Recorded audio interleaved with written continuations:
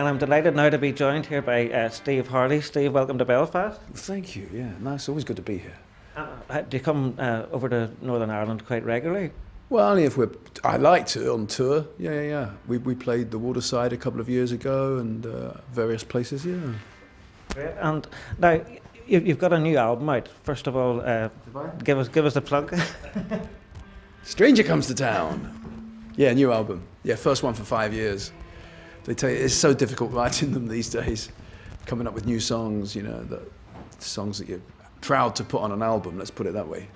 So, and obviously you're pleased with the result. A lot of effort put in. Songs written over a considerable period of time, or?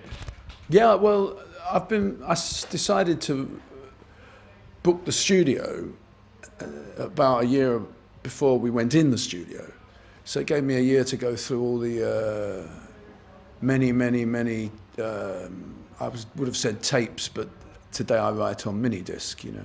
So the many hours and many hours of recording at home of bits of songs, and you know, I spent 6 months going through them. The thing with me is I'm a committed kind of person in that if I say September we're in the studio, we go in the studio. I don't put it back. I don't bottle it. I just have this. My personality is such that I've just got it in the diary. I will be there. It comes from early training as a young journalist. You know, you do a story, a feature, and the editor wants it in 4 days' time at 11 a.m. When do you do it? 4 days' time, and 10 a.m. you write it for 11 a.m. And I'm still like that, but I do meet my deadlines. Yeah. So by the last minute. You've inherited that from your time in journalism, and just did you obviously enjoyed those years when you were working as a reporter? Well, I enjoyed them when I was learning. I got out. I was only 21, close to 22, and I just got tired of hurting people. Even in local journalism, I was on a weekly paper in East London, and you go to court. I'd spend all day in Bow Magistrates Court, and you know, you'd have to write about shoplifting and committed by a woman in her mid-50s who's menopausal, and let's forgive, hey guys, let's forgive. And you've got an editor saying, we have to write it. And I'd say, well, no, we don't. She's got neighbours, and she's got a daughter and children and grandchildren. And it's a moment of madness from hormone movement, you know. But some editors insist on it, and mine did, and I just got tired of that's just hurting people, and there's nothing gained from it.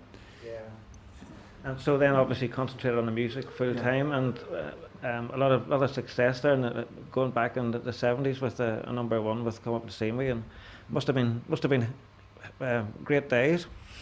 Yeah, the 70s were fantastic, sort of mayhem. Yeah, I mean, I prefer touring now. Back then, you know, it was so self-indulgent. You just travelled in limousines and threw tellies out the window and off balconies, and it was daft. It's just a waste. No one ever made any money, and don't know, someone got it all. But now, you know, we still travel in style and stay in good places, and my band are all men of a certain age. You know, I don't want to surround myself by 22-year-olds to make me look good, you know what I mean? I don't do that. Some of them are older than me.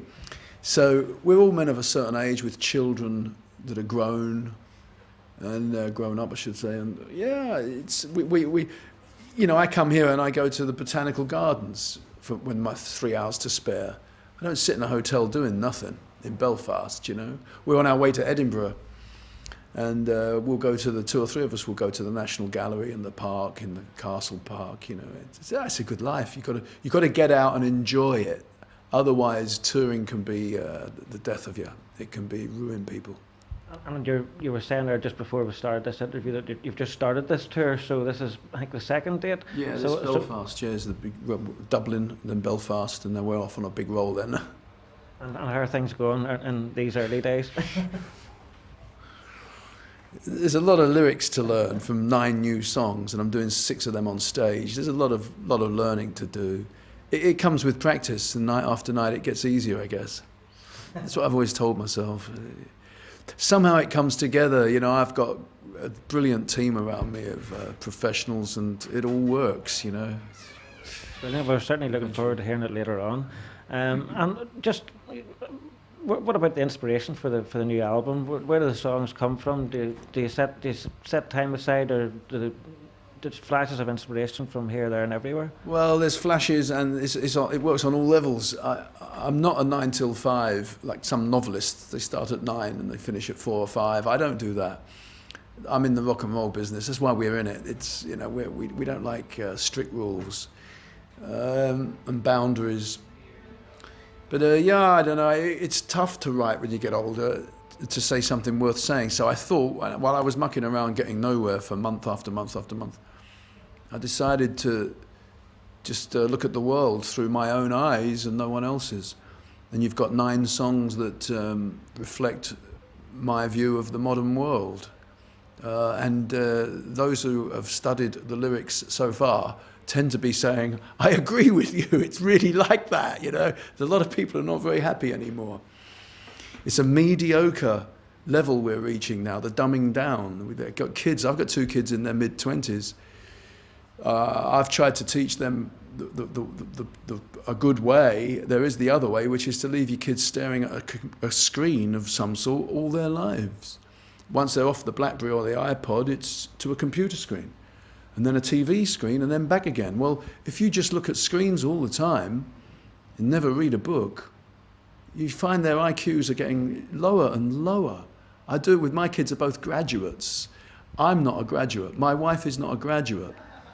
But their general knowledge, I tell you, is just not a quarter, a fifth of mine or my wife's, their mum and dad. Not a fifth. And things they don't know, I certainly knew at their age. It's just an observation. It's just an observation. But the standard to education, or whatever it is, domestic education as much as anything, seems to have just dumbed down a lot. Well, Steve, thanks very much for taking a few minutes out of your time to chat to us. It's quite a cheerful album anyway. You know, in spite of that, it has its light moments. That's fine. And we'll wrap up by mentioning the album again. Give us the title of it again. And obviously available from all good record shops. And it's available everywhere. HMV, good record shops, and of course, yes, on the internet. Yeah. And what's your website? SteveHarley.com. It's there, but it's on all of them. Yeah, it's around. Brilliant. Come in and see us. Make us smile. Yeah. Okay, listen, Steve, lovely to meet you. And my pleasure, Gary. I hope you have a great time here in Belfast. Pleasure, thank you. Good pleasure.